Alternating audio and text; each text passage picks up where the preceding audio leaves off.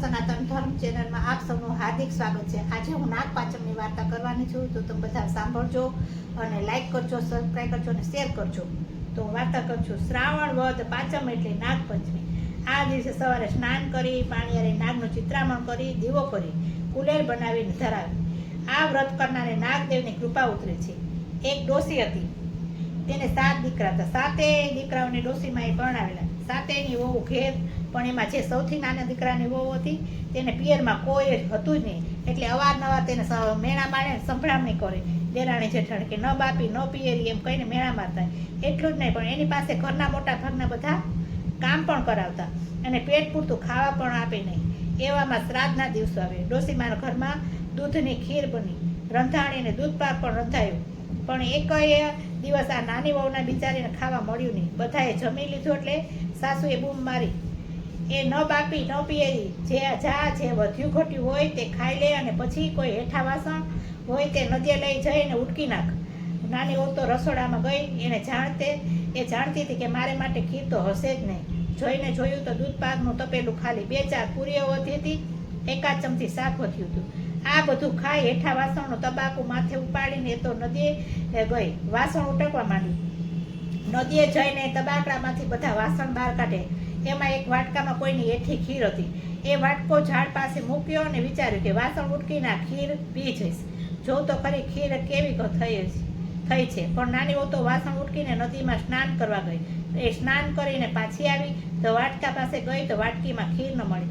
ઝાડમાં એક રાફડો હતો, એ રાફડામાં એક નાગણી આવીને ખીર ખાઈ ગઈ હતી અને પછી રાફડા પાસે સહેજ મોઢું બહાર રાખીને બેઠી હતી।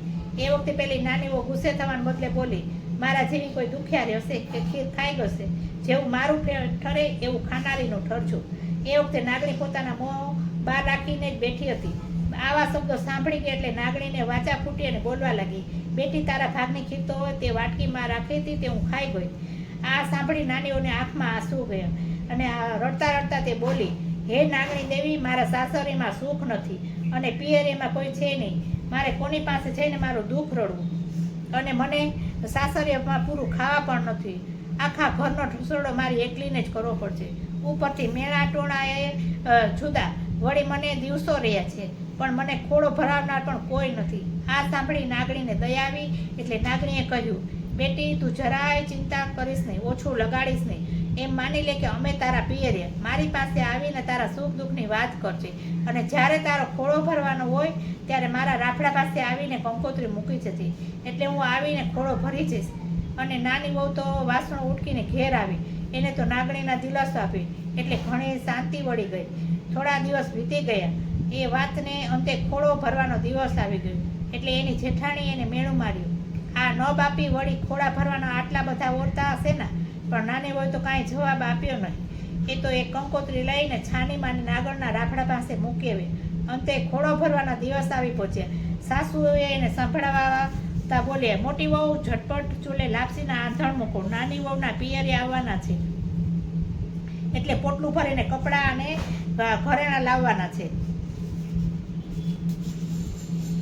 અહીં તો ચમત્કાર સર્જાઈ ગયો। નાગ દેવતા નાગણીઓ અને નાગકુમાર મોટી છાબો ભરીને હીરના ચીર અને સોના રૂપા અને હીરાના ઘરેણા લઈને આવ્યા અને ખરેખર લાપસીના આંધણ મૂકવા પડ્યા। ત્યારે નાગણીઓ કે અમને તો દૂધ સિવાય કાંઈ ચાલશે જ નહીં, એટલે બીજું કંઈ જ મૂકશો નહીં। એટલે સાસુએ તો દૂધના દેગડા ચૂલે ચડાવ્યા, દૂધ ગરમ કરીને કથરોટમાં રેડ્યું, એમાં દૂધના સૂકો મેવાનો મસાલો નાખ્યો અને દૂધ ઠરવા મૂક્યું।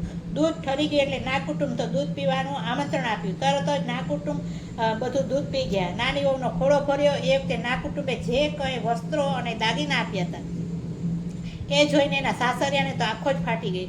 ખોળો ભરાઈ ગયો પછી નાગણી બોલી, વેવાણ અમારી દીકરીને આજે જ અમારી સાથે વળાવો। બાળકને આવ્યા પછી 1.25 મહિને અમે એને આણું વળાવીશું। એની સાસુએ તો નાની વહુને નાગકુટુંબ સાથે વળાવી। ચાલતા જતા તેઓ નદી કાંઠે રાફડા પાસે આવી ત્યારે નાગદેવે તેને કહ્યું, બેટી તું જરાય ડરતી નહીં, તું અમારી પાછળ પાછળ ચાલી આવ।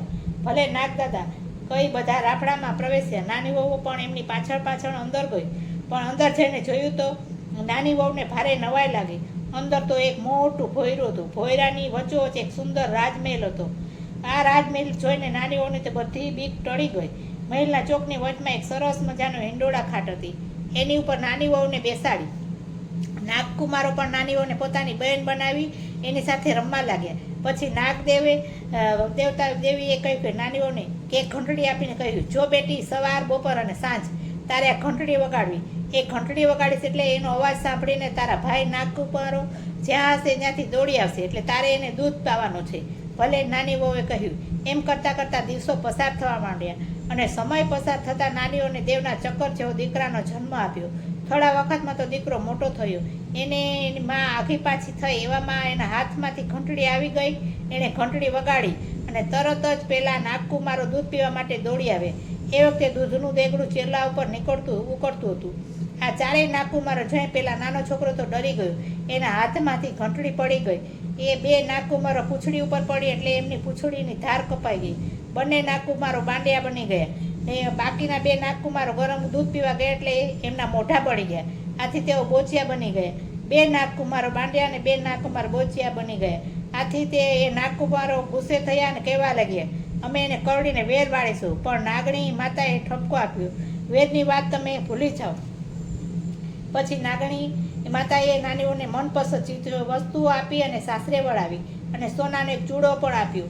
સાચા રેશમી વસ્ત્રો આપે. બેટી, તને જ્યારે પણ દુઃખ પડે ત્યારે આ ઘરને પિયરમાં સમજીને તું અહીં ચાલ્યા છે. અને નાની તો પિયરેથી સાસરે આવી ને સાસુએ તો નાની વહુને ઉપર હેત ઉભરાઈ આવ્યું. એણે તો દીકરાને રમાડ્યો ને વહુને ભેટી પડી, પરંતુ જેઠાણીને ગમ્યું નહીં એટલે એમની તો નાની ઉપર વહુ ઉપર ઈર્ષા આવવા લાગી. અને પણ એમની ઈર્ષા કંઈ કામ આવી નહીં. નાગદેવી પણ એમની દીકરીને 15 ગાયો ને 7 ભેંસો પણ આવી. આથી ઘરમાં એના માન વધી ગયા. પણ પેલા ઓલા નાગ કુમારોને મનમાં વેર હતું કે મારી બેને કે મારા બાંડિયા બોચિયા કરી તે હું એને કરડીને ખાવું. એ તો છાનામુના આવીને એના ઘરમાં ઘંટીના પડ નીચે સંતાઈ ગયા. તો જેવી જ બેન પાણીનું બેડું ભરીને આવી તો એને ઠેસ લાગી. તો એ બોલી, ખમ્મા મારા બાંડિયા બોચિયા વીરને. તે પાછી બીજે જંગલમાં લાકડા કાપવા ગઈ. ત્યાં એને ઠેસ આવી તે ખમ્મા મારા બાંડિયા બોચિયા વીર.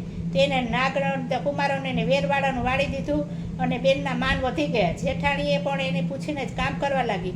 જય નાગ દેવતા, તમે જેવા નાની વહુને ફળ્યા તેવું વ્રત કરનાર, કથા કરનાર તથા કથા સાંભળનારને ફળજો. જય નાગ દેવતા, જય નાગ માતા.